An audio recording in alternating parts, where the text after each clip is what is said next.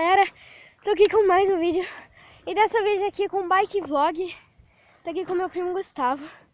Não vai ser tão grande esse vídeo porque já tá na bateria reserva. Mas, vamos lá. Vamos aí. Vamos arrumar tudo. Vou apertar bem pra não cair o celular.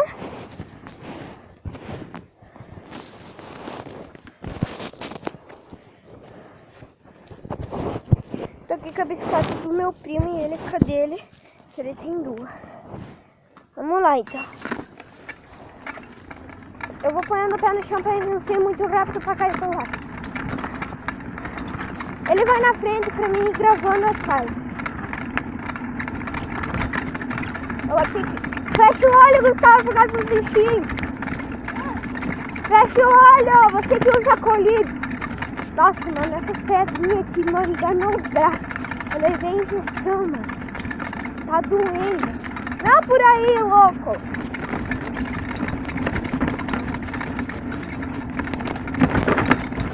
Tem que tirar ele, galera.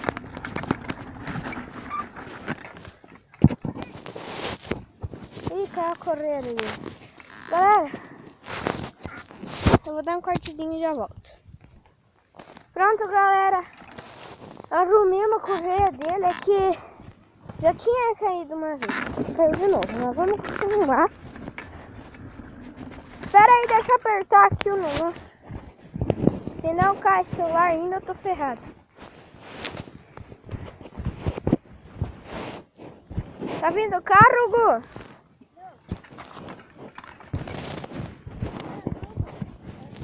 Galera, vou dar um cortezinho porque tá vindo o carro. Pronto, galera, vamos então.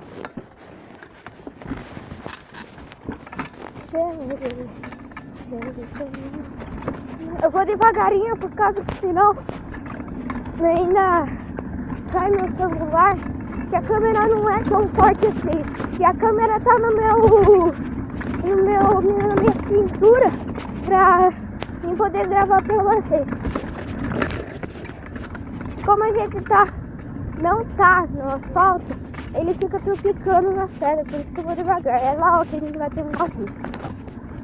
Como eu já disse, e o medo de derrubar o celular e quebrar. Pronto, tô me chamando. Aqui é puro orvalho. Lugar bonito aqui, né, galera? Vamos subir.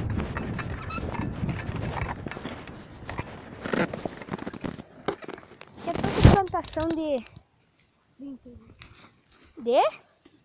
soja? Não. Feijão?